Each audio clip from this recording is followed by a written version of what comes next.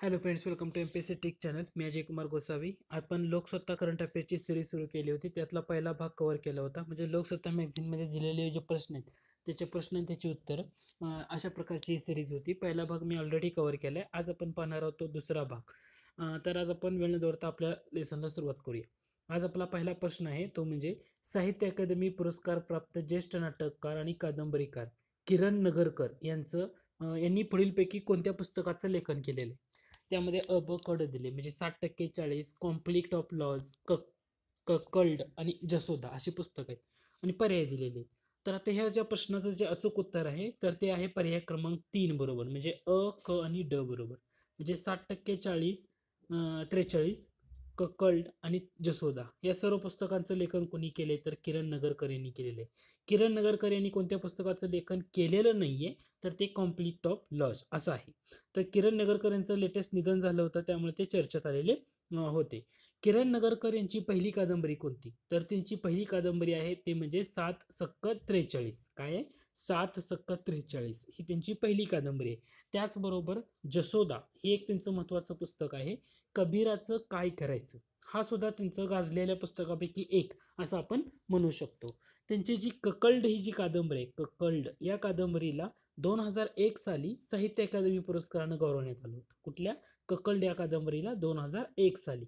त्यामुळे किरण नगरकर यांच्याबद्दलची एवढी जरी माहिती तुम्हाला लक्षात ठेवणं गरजेचं आहे. दुसरी महत्त्वाची गोष्ट म्हणजे तुम्ही जर माझ्या चॅनलला सबस्क्राईब केलं असेल तर नक्की सबस्क्राईब करा आणि सबस्क्राईब केल्यानंतर समोरच्या बेल आयकॉनवर क्लिक करा, म्हणजे जेव्हा काही नवीन अपडेट माझ्याकडून येईल त्याचं नोटिफिकेशन तुम्हाला भेटत राहील. त्यानंतर दुसरा प्रश्न आहे, पुढीलपैकी अयोग्य विधान ओळखायचं आहे. पहिलं विधान आहे, राम जेठमलानी यांचा जन्म सध्या पाकिस्तानात असलेल्या शिकारपूर येथे झाला होता. दुसरं विधान आहे, वयाच्या 17व्या वर्षी त्यांनी LLB ची पदवी घेतली होती. तिसरं विधान आहे, त्यांनी NDA सरकारमध्ये कायदा मंत्री म्हणून काम केलं होतं. चौथं विधान आहे, भारताचे न्यायमंत्री म्हणून काम पाहिले.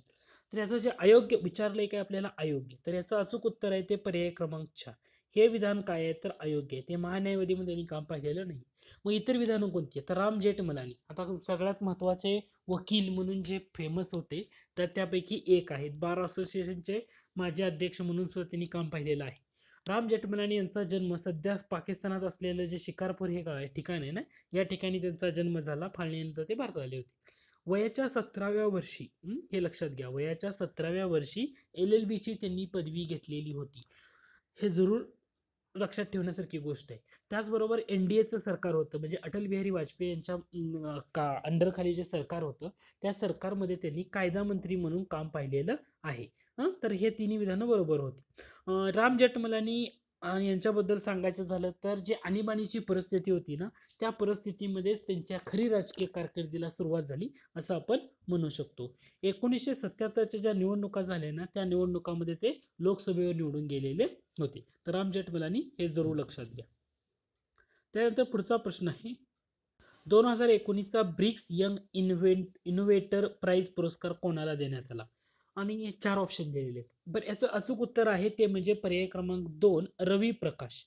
2019चा ब्रिक्स यंग इनोव्हेटर प्राइज पुरस्कार कोणाला देण्यात आला तर तो रवी प्रकाश यांना देण्यात आलेला आहे. हे जरूर लक्षात घ्या. आता ब्रिक्स म्हटल्यानंतर कोणते कोणते देश आहेत तर ब्राझील, रशिया, इंडिया, चायना आणि साऊथ आफ्रिका. आता ब्रिक्समध्ये हा जो रवी प्रकाश यांना जो यंग इनोव्हेटर प्राइज पुरस्कार देण्यात आलाय तर हे कशासाठी देण्यात आलेलं आहे तर त्यांनी ग्रामीण भारतातले जे गरीब शेतकरी आहे यांच्यासाठी स्वस्त व संपूर्ण स्वदेशी असं दूध शीतकरण यंत्र तयार केलेलं आहे. त्यामुळे त्यांना हा पुरस्कार देण्यात आलेला आहे. रवी प्रकाश हे नाव जरूर लक्षात घ्या. त्यानंतर आपला पुढचा प्रश्न आहे, प्राध्यापक मोहन आपटे यांच्याबाबत पुढीलपैकी कोणते विधान योग्य आहे? 4 विधानं दिलीत. पहिलं विधान आहे, त्यांनी खगोलशास्त्र, भौगोलिक शास्त्र, गणित, अवकाश, इतिहास, संगणक असे विविध विषयावर लेखन केले आहे. मराठी बरोबर त्यांनी इंग्रजीतून लेखन केले आहे. तिसरं विधान आहे, मला उत्तर हवा ही त्यांची प्रसिद्ध पुस्तक मालिका आहे. भारतीय विद्याभवन सोमानी महाविद्यालयात त्यांनी 1966 ते 1998 या काळात खगोलशास्त्राचं अध्यापन केलं. आणि पर्याय दिलेले आहेत. आता याचं जे अचूक उत्तर आहे ना तर ते पर्याय क्रमांक 1 बरोबर आहे. म्हणजे वरीलपैकी सर्व विधानं बरोबर आहेत. तर प्राध्यापक मोहन आपटे सध्या चर्चेत होते. त्यांनी विविध विषयावर लेखन केले. त्याच्यामध्ये खगोलशास्त्र, भौगोलिक शास्त्र, गणित, अवकाश, इतिहास, संगणक असे वेगवेगळे विषय त्यांनी हाताळलेले आहेत. दुसरं महत्त्वाची गोष्ट म्हणजे त्यांची एक प्रसिद्ध पुस्तक मालिका आहे. त्या पुस्तक मालिकेचं नाव आहे मला उत्तर हवंय. काय नाव आहे? मला उत्तर हवंय. हे जरूर लक्षात ठेवा. मोहन आपटे यांच्याबद्दलची प्रसिद्ध पुस्तक मालिका कोणती म्हटलं तर मला उत्तर हवंय हे त्याचं उत्तर असणार आहे. भारतीय विद्याभवन सोमानी महाविद्यालयात त्यांनी 1966 ते 1998 म्हणजे असा प्रदीर्घ 32 वर्ष यामध्ये खगोलशास्त्राचं त्यांनी अध्यापन केलेलं आहे. त्यामुळे ही एक न्यूज चर्चेत होती. हे सगळे करंट अफेअर्स प्रश्न आहेत ना ते लोकसत्ता पेपरमध्ये आलेले होते. तर हे जरूर लक्षात घ्या. त्याच्यानंतर पुढचा प्रश्न आहे. हा खूप इंटरेस्टिंग प्रश्न आणि परीक्षेसाठी इम्पॉर्टंट आहे. ते म्हणजे माजी निवडणूक आयुक्त टी.एन. शेषन यांचं अलीकडेच नुकतंच झालं. त्यांना पुढीलपैकी कोणत्या पुरस्कारांनी सन्मानित करण्यात आलं होतं? रेमन मॅग्सेसे, पद्मश्री, पद्मभूषण का पद्मविभूषण? आता सगळं पर्याय दिले, ब कडे दिले. आता आपल्याला यातून ओळखायचं आहे. तर याचं जे अचूक उत्तर आहे तर ते पर्याय क्रमांक 1 बरोबर आहे. म्हणजे अ, ब, ड बरोबर आहे. म्हणजे माजी निवडणूक आयुक्त टी.एन. शेषन यांना रेमन मॅग्सेसे पुरस्कार मिळालेला आहे. त्याचबरोबर त्यांना पद्मश्री मिळालेला आहे, पद्मविभूषण मिळालं आहे. परंतु त्यांना पद्मभूषण पुरस्कार मिळालेला नाहीये, हे लक्षात घ्या. रेमन मॅग्सेसे, पद्मश्री आणि पद्मविभूषण मिळालंय. आता ह्याच्यामध्ये रेमन मॅग्सेसे पुरस्कार त्यांना कधी मिळालेला आहे तर 1996 साली त्यांना रेमन मॅग्सेसे पुरस्कार मिळालेला आहे. बरं आता टी.एन. शेषन यांनी भारताचे मुख्य निवडणूक आयुक्त म्हणून कोणत्या कार्यकाळामध्ये काम पाहिलेलं आहे? तर डिसेंबर 1990 ते डिसेंबर 1996 या 6 वर्षाच्या काळामध्ये त्यांनी भारताचे निवडणूक आयुक्त म्हणून काम पाहिलेलं होतं. टी.एन. शेषन आचारसंहिता जी इम्प्लिमेंट करणं व्यवस्थित आणि निवडणुकामध्ये ओळखपत्र बंधनकारक किंवा ओळखपत्र असणं गरजेचं आहे. या गोष्टी सुद्धा टी.एन. शेषन यांच्या कार्यकाळात झालेल्या आहेत. यांच्यावर परीक्षेला प्रश्न विचारण्याचा चान्स होऊ शकतो. तर राष्ट्रीय मतदान दिवस म्हणून कधी सेलिब्रेट केला जातो तर तो 25 जानेवारीला राष्ट्रीय मतदार दिवस म्हणून सेलिब्रेट केला जातो. जसा 24 जानेवारी हा राष्ट्रीय बाल दिन किंवा राष्ट्र तुमच्यासाठी प्रश्न आहे 24 जानेवारी हा काय म्हणून सेलिब्रेट केला जातो हे जरूर लक्षात घ्या. त्यानंतर पुढचा प्रश्न आहे जागतिक ॲथलेटिक्स अजिंक्यपद स्पर्धेत सर्वाधिक सुवर्ण पदके पटकावण्याचा विक्रम कोणाच्या नावावर आहे? त्याच्यामध्ये ऑप्शन दिलेले आहेत Usain Bolt, Borgohain, Allyson Felix का जमुना बोरो. आणि याचं जे अचूक उत्तर आहे तर ते आहे एलिसन फेलिक्स. एलिसन फेलिक्स यांच्या नावावर आता ॲथलेटिक्स अजिंक्यपद स्पर्धेमध्ये सर्वाधिक सुवर्ण पदके मिटकवण्याचा विक्रम आहे. त्यांनी हा विक्रम कोणाचा विक्रम मोडीत काढला तर उसेन बोल्ट जे रनिंगमध्ये बादशाह समजला जातो त्याचा विक्रम त्यांनी मोडीत काढलेला आहे. हे जरूर लक्षात घ्या. आता हुसेन बोल्टनं कधी विक्रम केलेला होता तर 2019. आता हुसेन बोल्टच्या नावावर एकूण किती सुवर्णपदकं होती तर एकूण 11 सुवर्णपदके आहेत. तर आता एलिसनच्या नावावर किती सुवर्णपदकं आहेत तर एकूण 12 सुवर्णपदकं आहेत. 12 सुवर्णपदकं आहेत. तर ऑक्टोबर 2019 मध्ये दोहा येथे झालेली जी जागतिक ॲथलेटिक्स अजिंक्यपद स्पर्धा आहे या स्पर्धेमध्ये अमेरिकेच्या एलिसन फेलिक्स हिनं काय केलेलं आहे तर उसेन बोल्टा मागे टाकत हा नवा विक्रम रचलेला आहे. तर हे जरूर लक्षात ठेवा. त्यानंतर पुढचा पॉईंट आहे राष्ट्रीय क्रीडा पुरस्कार 2019चे विजेते आणि त्यांचा क्रीडा प्रकार यांच्या जोड्या लावायचे. अ गटात दिले दीपा मलिक, बजरंग पुनिया, स्वप्ना बर्मन, फवाद मिर्झा, घोडेस्वार, ॲथलेटिक्स, पॅरा ॲथलेट आणि कुस्तीपटू. आता तुम्हाला ह्याच्या बऱ्याच गोष्टी कळून जातील. दीपा मलिक म्हणलं की पॅरा ॲथलेट. आता याचं जे अचूक उत्तर आहे तर आपण डायरेक्ट जोड्याच पाहूया. दीपा मलिक का फेमस आहे तर पॅरा ॲथलेट म्हणून प्रसिद्ध आहे. बजरंग पुनिया कुस्तीपटू खूप चर्चेत असलेलं नाव आहे हे बजरंग पुनिया. याच्या संदर्भातल्या ज्या काही टुर्नामेंट असतील त्या जरूर लक्षात ठेवा. परीक्षेला याच्यावर प्रश्न विचारला जाऊ शकतो. त्यानंतर तिसरं एक महत्त्वाचं नाव येतं ते म्हणजे स्वप्ना बर्मन. हे सुद्धा नाव हळूहळू चर्चेत आलेल्या पैकी एक आहे. ॲथलेटिक्सच्या संदर्भातली ही व्यक्ती आणि घोडेस्वारमध्ये फवाद मिर्झा यांचं सुद्धा कार्य महत्त्वाचं आहे. तर यांना ह्यावेळेचे मिळालेले राष्ट्रीय पुरस्कार आहेत. कोणते? राष्ट्रीय क्रीडा पुरस्कार 2019. जरूर लक्षात ठेवायचे. दीपा मलिक पॅरा ॲथलेट, बजरंग पुनिया कुस्तीपटू, स्वप्ना बर्मन ॲथलेटिक्स आणि फवाद मिर्झा घोडेस्वार. जरूर लक्षात ठेवा. त्यानंतर पुढचा प्रश्न आहे तुम्ही माझी स्वप्ने माझे बालपण माझ्यापासून हिरावून घेतली तुमची हिंमत कशी झाली असा जाब संयुक्त राष्ट्राच्या हवामान परिषदेसमोर पुढीलपैकी कोणी विचारला? आता ह्याच्यामध्ये याचं अचूक उत्तर सांगतो, पर्याय मी सांगत नाही. नादिया मुराद आहे, मलाला युसुफजाई, ग्रेटा थुनबर्ग का वरीलपैकी नाही? याचं अचूक उत्तर आहे ते म्हणजे ग्रेटा थुनबर्ग. ग्रेटा थुनबर्ग ही अलीकडच्या काळात चर्चेत आलेली एक लहानशी मुलगी असं आपण म्हणू शकतो. नोव्हेंबर 2019 जे संयुक्त राष्ट्रांच्या हवामान परिषद झाली, या हवामान परिषदेसमोर ग्रेटा थुनबर्ग हिनं हा प्रश्न विचारलेला आहे. ग्रेटा थुनबर्ग हा अलीकडच्या काळामध्ये जास्त चर्चेत आलेली मुलगी आहे, कारण स्वीडनच्या संसदेसमोर दर शुक्रवारी तिनं पर्यावरणाच्या संदर्भात आंदोलन केलं. तर शुक्रवारच्या संदर्भात केल्यामुळे ती जगभरात तिची एक चळवळ सुरू झाली होती. दुसरं महत्त्वाची गोष्ट म्हणजे ग्रेटा थुनबर्गला अलीकडच्या काळात कोणते कोणते महत्त्वाचे पुरस्कार मिळाले. त्यातला सगळ्यात महत्त्वाचा पुरस्कार आहे 2019चा राईट लवलीहूड पुरस्कार, ज्याला प्रति नोबेल पुरस्कार म्हणून सुद्धा ओळखलं जातं.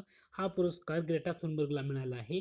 त्याचबरोबर जो आंतरराष्ट्रीय बालशांतता पुरस्कार आहे 2019चा, तो सुद्धा ग्रेटा थुनबर्ग हिला मिळालेला आहे.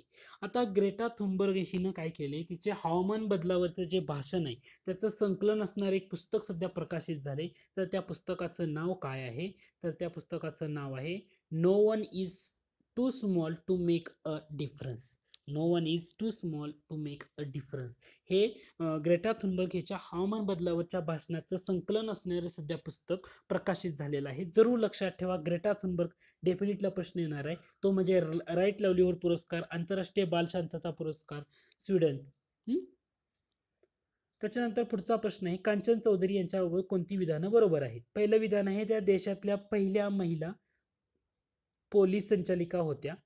दुसरं विधान आहे, 1997 मध्ये त्यांना राष्ट्रपती पोलीस पदक देऊन सन्मानित करण्यात आलं. आणि विचारलं की कोणतं बरोबर आहे. याचं अचूक उत्तर आहे पर्याय क्रमांक 1 म्हणजे कांचन चौधरी. आता कांचन चौधरीबद्दल तुम्हाला जर सांगायचं झालं तर पहिले महत्त्वाचं म्हणजे भारतातले पहिल्या IPS कोण, किरण बेदी. किरण बेदी यांच्यानंतर IPS झालेल्या कांचन चौधरी. कांचन चौधरी किरण बेदी महिला पोलीस संचालक झालेल्या नव्हत्या, तर कांचन चौधरी ह्या देशातल्या पहिल्या महिला पोलीस संचालक आहेत. सध्या का चर्चेत होत्या, का चर्चेत आले, तर त्यांचं निधन झालंय त्यामुळे ते न्यूज चर्चेत होती. आणि 1997 साली त्यांना राष्ट्रपती पोलीस पदक देऊन सन्मान करण्यात आला होता. ही सुद्धा न्यूज एकदम बरोबर आहे, हे जरूर लक्षात असू द्या. दुसरं महत्त्वाची गोष्ट म्हणजे तुम्हाला आणखी यांच्याबद्दल सांगायचं येईल ते म्हणजे दूरदर्शनवरची जी उडान मालिका होती ना, तर ही कांचन चौधरी यांच्या जीवनावर आधारित होती. हा सुद्धा पॉईंट आहे. जाता त्यानंतर पुढचा प्रश्न आहे, दादासाहेब फाळके पुरस्काराबाबत अयोग्य विधान कोणतं. पहिलं विधान आहे 50वा दादासाहेब फाळके पुरस्कार अमिताभ बच्चन यांना प्रदान करण्यात आला. दुसरं विधान आहे भारतीय चित्रपटाच्या विकासामध्ये योगदानासाठी हा पुरस्कार देण्यात येतो. याचं अचूक उत्तर आहे कोणतं अयोग्य विधान विचारले, योग्य म्हटले नाही, अयोग्य कोणतंच नाही, दोन्ही विधानं सुद्धा बरोबर आहे. आता दादासाहेब फाळके पुरस्कार हा कोणाकडून आणि कोणत्या सालापासून दिला जातो, तर दादासाहेब फाळके पुरस्कार हा 1969 सालापासून दिला जातोय. जे भारत सरकारचं माहिती व प्रसारण मंत्रालय आहे, या मंत्रालयाकडून हा पुरस्कार देण्यात येतो. कशासाठी देण्यात येतो, तर भारतीय चित्रपटाच्या विकासामध्ये ज्यांनी ज्यांनी योगदान दिलं त्यांच्यासाठी हा पुरस्कार आहे. आता या पुरस्काराचं स्वरूप काय हे तुम्हाला माहीत असणं गरजेचं आहे. या पुरस्काराचं स्वरूप आहे सुवर्ण कमळ, शाल व 10 लाख रुपये. या पुरस्काराचं स्वरूप काय आहे, सुवर्ण कमळ, शाल व 10 लाख रुपये असं या चित्रपटाचं स्वरूप आहे. भारतातला जो पहिला पूर्ण लांबीचा चित्रपट होता तो म्हणजे राजा हरिश्चंद्र, आणि याचं दिग्दर्शन केलं होतं दादासाहेब फाळके, म्हणून त्यांच्या नावानं हा पुरस्कार देण्यात येतो. हे जरूर लक्षात ठेवा. आणि कोणत्या सालापासून दिला जातोय, तर 1969 हे इयर सुद्धा खूप महत्वाचं आहे. आणि 50वा दादासाहेब फाळके पुरस्कार सध्या देण्यात आला होता अमिताभ बच्चन यांना. ओके, त्यामुळं हा पॉईंट सुद्धा खूप महत्त्वाचा आहे. तर या लेसनमध्ये आपण लोकसत्ता मॅगझिनमधल्या चालू घडामोडीच्या जे दिलेले प्रश्न होते त्यातले महत्त्वाचे काही प्रश्न आणि त्याचे उत्तर डिस्कस केले आणि प्रत्येक प्रश्नाचं स्पष्टीकरण देण्याचा प्रामाणिकपणे प्रयत्न केला आहे. आय होप हे लेसन तुम्हाला आवडलं असेल. जर आवडलं असेल तर जरूर लाईक करा. तुम्ही अजूनही चॅनलला सबस्क्राईब केलं असेल तर नक्की सबस्क्राईब करा. तुमच्या मित्रांना शेअर केलं असेल तर नक्की शेअर करा. धन्यवाद.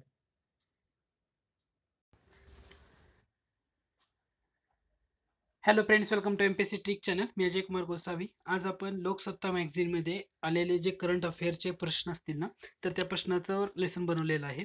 आणि इथून पुढं लोकसत्ता मॅगझिनवर जे आलेले महत्त्वाचे इम्पॉर्टंट पॉईंट आणि करंट अफेअर हे सगळं आपण लेसनमध्ये कव्हर करणार आहोत. तर याच्यामध्ये दिलेला पहिला प्रश्न होता तो म्हणजे झुंड हत्याविरोधात कायदा करणारं देशातलं पहिलं राज्य कोणतं, असं विचारलेलं आहे. कुठलं, झुंड हत्याविरोधात. आणि याचा जे अचूक उत्तर आहे तर ते उत्तर आहे पर्याय क्रमांक 2 मध्ये दिलेलं मणिपूर. मणिपूर हे पहिलं राज्य आहे की ज्यांनी झुंड हत्याविरोधात कायदा केलेला आहे. आता त्याच्याबद्दल कसं आहे तर ते डिसेंबर 2018 मध्ये सर्वोच्च न्यायालयाच्या निर्देशानुसार मणिपूरच्या विधानसभेनं काय केलं होतं तर झुंड हत्येविरुद्ध कायदा विधेयक पारित केलेलं होतं. आता लेटेस्ट सुद्धा हे चर्चेत आलं होतं ते होतं ऑगस्ट 2019 मध्ये. तर राजस्थान आणि पश्चिम बंगालमध्ये जमाव हत्याविरोधात कायदे करण्यात आलेले आहेत लेटेस्ट घडामोडींपैकी हे सुद्धा झालेलं आहे आणि हे चर्चेत होतं. त्यामुळे हा पॉईंट महत्वाचा आहे ते म्हणजे मणिपूर विधानसभेनं पहिल्यांदा असं केलं की झुंड हत्येविरोधात कायदा करणारं विधेयक पारित केलं आणि त्यामुळं मणिपूर हे काय झालं जमाव हत्याविरोधात कायदा करणारं देशातलं पहिलं राज्य ठरलेलं आहे. ओके, हा एक सिंपल आणि स्ट्रेट फॉरवर्ड प्रश्न. त्यानंतर पुढचा प्रश्न आहे देशामध्ये नागरिक कर्तव्य पालन अभियान कोणत्या कालावधीमध्ये राबवण्यात येत आहे. आता ह्याच्यामध्ये 4 ऑप्शन दिलेले आहेत. तर या प्रश्नाचं जे अचूक उत्तर आहे तर ते पर्याय क्रमांक 3 26 नोव्हेंबर 2019 ते 26 नोव्हेंबर 2020 या कालावधीमध्ये देशामध्ये काय केले जाते नागरिक कर्तव्य पालन अभियान राबवलं जात आहे. आता भारतीय राज्यघटनेमध्ये जे मूलभूत कर्तव्य दिली आहेत ना तर त्या मूलभूत कर्तव्यांच्या जागृतीसाठी हे अभियान राबवण्याचं ठरवण्यात आले आणि त्याचं इम्प्लिमेंटेशन ऑलरेडी सुरू झालेलं आहे. म्हणजे 26 नोव्हेंबर 2019 ते 26 नोव्हेंबर 2020 या कालावधीमध्ये नागरिक कर्तव्य पालन अभियान राबवण्यात येत आहे. ओके, सिंपलचा प्रश्न आहे. त्यानंतर पुढचा आहे कर्तव्य पोर्टल बाबत कोणते विधान चुकीचे आहे. पहिलं विधान आहे नागरिक कर्तव्य पालन अभियानांतर्गत विविध स्पर्धा आयोजित करण्यासाठी निर्मिती. दुसरं आहे उच्च शिक्षण घेणारे विद्यार्थी या पोर्टलवर नोंदणी करू शकतात. आता विचारले की कोणतं चुकीचं आहे तर या प्रश्नाचं अचूक उत्तर आहे ते पर्याय 4 अ आणि ब हे दोन्हीही चुकीची नाही. म्हणजे हे दोन्ही विधानं काय आहेत बरोबर आहेत.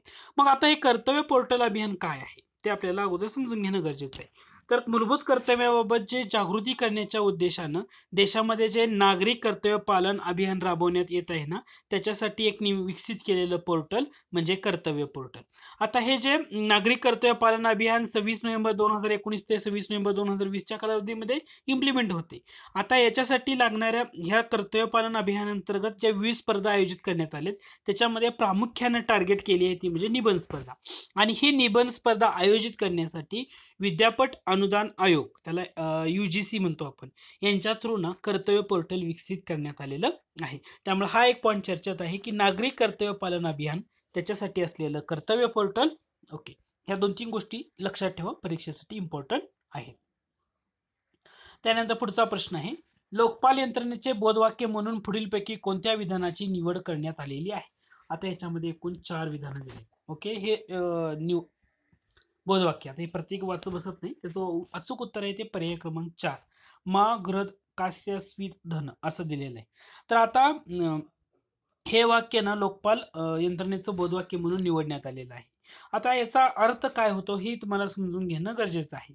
इतरांच्या धनाचा लोभ किंवा मोह बाळगू नका असा त्याचा अर्थ होतो. तर हे जरूर लक्षात ठेवा हे त्याचं बोधवाक्य आहे.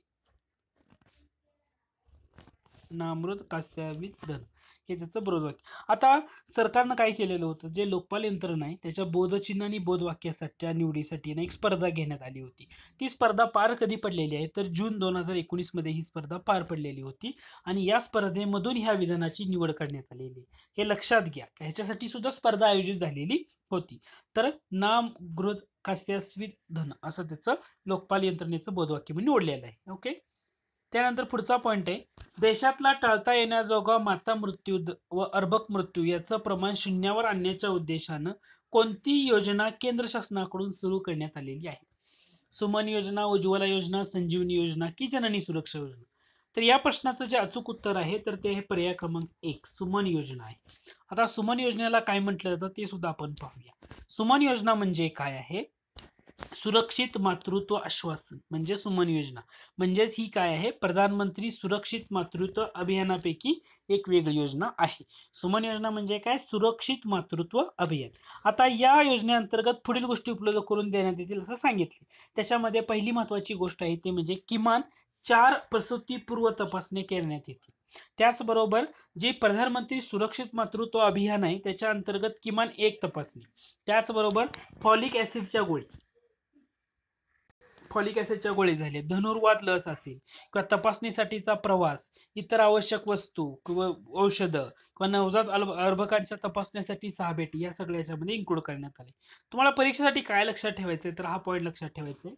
देशातल्या टळता येण्याच्या जागी जो माता मृत्यूदर आणि अर्भक मृत्यूदर शून्यावर आणण्यासाठी सरकारनं सुरू केलेली सुमन योजना, त्या सुमन योजनेलाच काय म्हटलं जातं, सुरक्षित मातृत्व आश्वासन. ओके, हे लक्षात घ्या.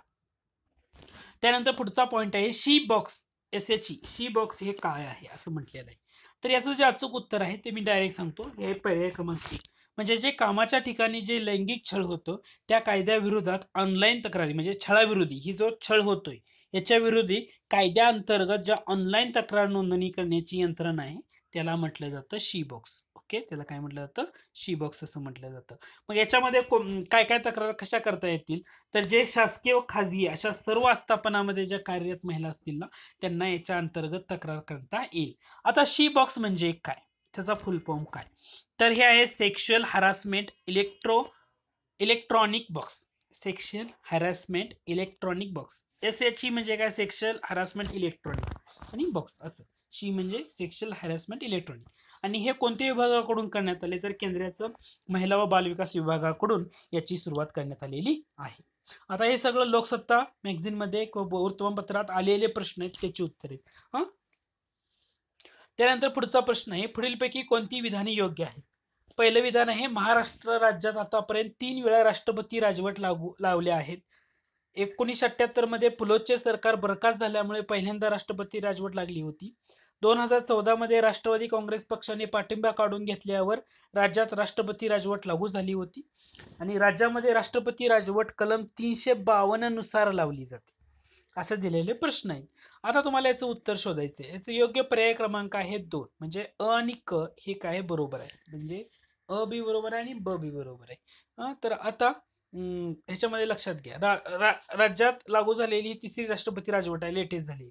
1980 मध्ये जेव्हा इंदिरा गांधी यांनी शरद पवार यांचे पुलोचे सरकार बरखास्त केल्यावर तेव्हा राष्ट्रपती राजवट लागू झाली होती.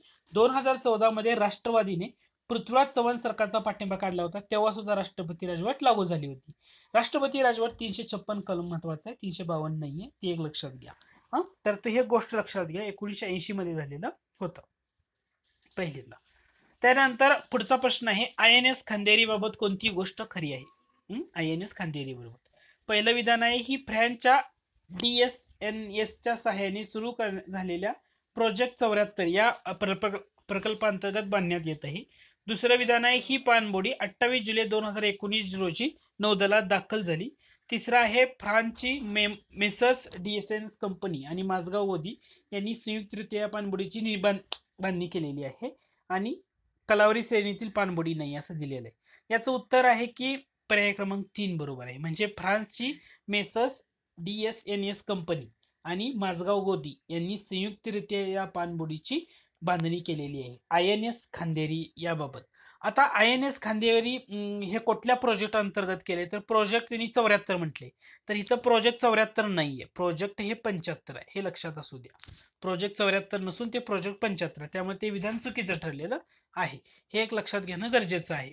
आणि नौदलात कधी दाखल झाली तर 28 सप्टेंबर 2019. इथं काय म्हटलंय तर 28 जुलै म्हटले, जुलै नाहीये इथं, 28 काय येणार आहे, सप्टेंबर येणार आहे. म्हणजे 28 सप्टेंबर 2019 रोजी ही पाणबुडी नौदलामध्ये दाखल झाली.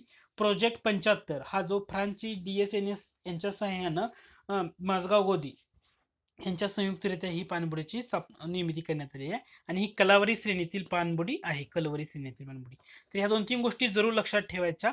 फ्रान्सच्या जे DSNS च्या सहाय्यानं आणि माझगाव गोदी यांच्या संयुक्त विद्यमानानं प्रोजेक्ट 75 नौदलात आली 28 सप्टेंबर 2019 आणि अत्याधुनिक कलावरी श्रेणीतील ही पाणबुडी आहे. ओके, त्याच्यानंतर पुढचा प्रश्न आहे भारत, अमेरिका आणि जपान नौदलादरम्यानचा पुढीलपैकी कोणता त्रिपक्षीय सागरी सराव. एकदम सिंपल आहे, मलबार हा सराव.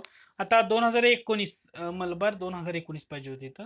हा भारत, अमेरिका आणि जपान यांच्या नौदलादरम्यानचा त्रिपक्षीय सराव आहे. हा जपानच्या समुद्र किनाऱ्याजवळ सप्टेंबर 2019 मध्ये सुरू झालेला होता. त्यानंतर पुढच्या जोड्या लावायला सांगितले, त्यामध्ये जागतिक कर्करोग जागृती दिन, राष्ट्रीय बाल दिन, संविधान दिन आणि रेडिओग्राफी दिन. आता तुम्ही संविधान दिन म्हटलं तर 26 नोव्हेंबर तुम्हाला लगेच कळून जाईल राष्ट्रीय बाल दिन म्हणलं की 14 नोव्हेंबर कळून जाईल. मग आता प्रश्न राहतो तो म्हणजे जागतिक कर्करोग दिन आणि जागतिक रेडिओग्राफी दिन 7 नोव्हेंबरला कुठला आणि 8 नोव्हेंबरला कुठला, हे एवढं तुम्हाला समजलं की तुम्हाला त्याचं उत्तर कळेल. आता एक लक्षात घ्या, जागतिक कर्करोग जागृती दिन हा 7 नोव्हेंबरला आहे. जागतिक कर्करोग जागृती दिन 7 नोव्हेंबरला आहे. जागतिक रेडिओग्राफी दिन हा 8 नोव्हेंबरला आहे.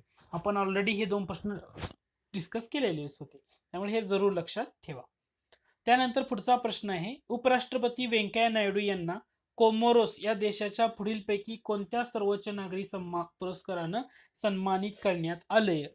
आता एवढे दिलेले त्याचे ऑप्शन आहेत, प्रत्येक ऑप्शन काही वाचत बसत नाही, वेळ जातो वाया त्यात. याचं अचूक उत्तर आहे ते पर्याय क्रमांक ए. तर उपराष्ट्रपती भारताचे जे व्यंकय्या नायडू आहे ना, यांना कोमोरोसच्या कोणत्या पुरस्कारानं सन्मानित करण्यात आले, तर Order of the Green Crescent, Order of the Green Crescent हा त्यांचा जो सर्वोच्च नागरी सन्मान आहे, त्या नागरी सन्मानानं सन्मानित करण्यात आले. आणि दुसरी महत्वाची गोष्ट म्हणजे हा पुरस्कार मिळवणारे ते पहिले भारतीय ठरले आहेत. म्हणजे भारताचे उपराष्ट्रपती व्यंकय्या नायडू यांना कोमोरोसचा order of the Green Crescent हा पुरस्कार मिळालाय आणि पहिले भारतीय ठरले. त्यामुळे हा पॉईंट खूप महत्वाचा आहे, जरूर लक्षात ठेवू शकता तुम्ही. त्याच्यानंतर पुढचा प्रश्न आहे, 2019च्या अर्थशास्त्राचा नोबेल पुरस्कार मिळवणारे अभिजित बॅनर्जी आणि एस्थेर डेफ्लो यांच्याबद्दल कोणते विधान योग्य आहे हे आपल्याला ओळखायचं आहे. अभिजित बॅनर्जी भारतीय वंशाचे अमेरिकन अर्थतज्ञ आहेत. दुसरे विधान आहे, अर्थशास्त्राचे नोबेल मिळवणाऱ्या एस्थेर डेफ्लो या द्वितीय महिला असून सर्वात तरुण विजेते आहेत. तिसरे विधान आहे, अभिजित बॅनर्जी अर्थशास्त्रात नोबेल मिळवणारे भारतीय मूळ असलेले प्रथम व्यक्ती आहेत. चौथं विधान आहे, वैश्विक गरिबी समूळ नष्ट करण्याच्या प्रयोगावर त्यांनी केलेल्या संशोधनासाठी त्यांना सन्मान करण्यात आलेलं आहे. तर याचं जे अचूक उत्तर आहे तर ते आहे विधान अ बरोबर आहे, ब बरोबर आहे आणि ड बरोबर आहे. विधान क हे चुकीचं आहे असं दिलेलं आहे. आता अभिजित बॅनर्जी भारतीय व्यक्ती जरी म्हटलं तर ती भारतीय वंशाचे अमेरिकन अर्थज्ञ आहेत, हे जरूर लक्षात ठेवा. एस्थेर डेफ्लो कोण आहे, तर अभिजित बॅनर्जी यांच्या त्या पत्नी आहेत. आणि एस्थेर डेफ्लो ह्या अर्थशास्त्रामधल्या नोबेल मिळवणाऱ्या द्वितीय महिला आहेत. अर्थशास्त्रातल्या नोबेल मिळवणाऱ्या त्या काय आहेत, द्वितीय महिला आहेत. आणि दुसरी महत्वाची गोष्ट म्हणजे त्या सर्व तरुण विजेते आहेत अर्थशास्त्रातल्या नोबेल मिळवणाऱ्या. त्यांनी केलेलं संशोधन कशासाठी आहे, तर वैश्विक गरिबी नष्ट करण्याच्या उद्देशानं जर त्यांनी प्रयोग केले त्याच्यावर त्यांना संशोधनासाठी त्यांना हा पुरस्कार देण्यात आलेला आहे. आता अभिजित बॅनर्जी हे अर्थशास्त्रात नोबेल मिळवणारे भारतीय मूळ असलेले कितवे व्यक्ती आहेत, तर हे द्वितीय व्यक्ती आहेत. मग याच्या अगोदर एका व्यक्तीने मिळवलेलं आहे, तर ती व्यक्ती आहे अमर्त्य सेन. अमर्त्य सेन यांना 1998 साली अर्थशास्त्रातला नोबेल पुरस्कार प्रदान करण्यात आलेला होता. त्यामुळे हे जे 4 सेंटेन्स दिलेले आहेत इथं अ, ब, क आणि ड, याच्यामध्ये काय चुकीचं आहे, तर इथं प्रथमच्या ऐवजी द्वितीय असतं, तर सर्व विधानं काय असती, बरोबर ठरली असती. तुम्हाला फोकस कुठं करायचं आहे, तर अभिजित बॅनर्जीचं तुम्हाला समजतं, वैश्विक गरिबी दूर करण्याचे समजतं. तुम्हाला लक्षात काय ठेवायचं, तर एस्थेर डेफ्लो यांच्याबद्दल लक्षात ठेवायचं आहे. कारण अर्थशास्त्राच्या नोबेल मिळवणाऱ्या त्या दुसऱ्या महिला असून सर्वात तरुण विजेते आहेत, हे लक्षात घ्या. आणि त्याचबरोबर अभिजित बॅनर्जी अर्थशास्त्रात नोबेल मिळवणारे भारतीय मूळ असलेले कितवी व्यक्ती आहेत, तर ते द्वितीय व्यक्ती आहेत. या दोन गोष्टी लक्षात ठेवणं गरजेचं आहे. त्यानंतर पुढचा प्रश्न आहे, अलीकडे शोडेल नृत्याची गिनीज बुक ऑफ वर्ल्ड रेकॉर्डमध्ये नोंद झाली, ते भारतातील कोणत्या प्रदेशातील नृत्य आहे? लडाख, त्रिपुरा, श्रीनगर का हिमाचल प्रदेश, असं दिलेलं आहे. याचं अचूक उत्तर आहे ते म्हणजे लडाख. सध्या लडाख बद्दल जरूर लक्षात ठेवा, कारण लेह लडाख आणि जम्मू काश्मीर यांच्यावर प्रश्न बरेचसे येण्याचे चान्सेस जास्त आहे. कारण 370 कलम हटवल्यानंतर केंद्रशासित प्रदेशाचा दर्जा लडाख आणि जम्मू काश्मीरला दिलेला आहे. त्यामुळे लडाखच्या महत्त्वाच्या गोष्टी आहेत. आदी महोत्सव फॉर एक्झाम्पल, हा सुद्धा खूप चर्चेत आलेला पॉईंट आहे. आदी महोत्सव काय आहे हे सुद्धा तुम्ही जरूर गुगलवर सर्च करा, त्याच्याबद्दलची माहिती जरूर घ्या. आता सध्या शोडेल नृत्य चर्चेत आलं होतं, तर हे शोडेल नृत्याची सर्वात मोठं सामूहिक लडाखी नृत्य म्हणून गिनीज बुक ऑफ वर्ल्ड रेकॉर्डमध्ये नोंद करण्यात आलेलं आहे. याला दुसरं नाव म्हटलं जातं ते म्हणजे लडाखचे शाही नृत्य असं ह्याला म्हटलं जातं. त्यामुळे शोडेल नृत्य कशाचं आहे, तर लडाख या ठिकाणचं आहे आणि गिनीज बुक ऑफ वर्ल्ड रेकॉर्डमध्ये याची नोंद झालेली आहे. तर या लेसनमध्ये आपण काय केलेलं आहे, जे लोकसत्ता मॅगझिनमध्ये आलेले जे प्रश्न होते त्यातला पहिला भाग कव्हर केला. याच्यानंतर लोकसत्ता मॅगझिन मधले करंट अफेअरची सिरीज आपण सुरू केलेली आणि त्यात जे माहिती दिलेली असेल ते आपण कव्हर करणार आहोत. आता या लेसनला जेवढा रिस्पॉन्स मिळेल त्या अनुषंगाने त्या लेसनची पुढची डेप्थ आपण वाढवणार आहोत. जर रिस्पॉन्स कमी मिळत असेल तर मी ती काही सिरीज पूर्णपणे कव्हर करणार नाही. रिस्पॉन्स जर चांगला मिळाला तर मी जास्तीत जास्त लेसन अपलोड करण्याचा प्रयत्न करेन. आय होप हे लेसन तुम्हाला आवडलं असेल. जर आवडलं असेल तर जरूर लाईक करा. तुम्ही अजूनही चॅनलला सबस्क्राईब केलं असेल तर नक्की सबस्क्राईब करा. लेसन आवडलं तर तुमच्या मित्राला शेअर करायला विसरू नका. धन्यवाद.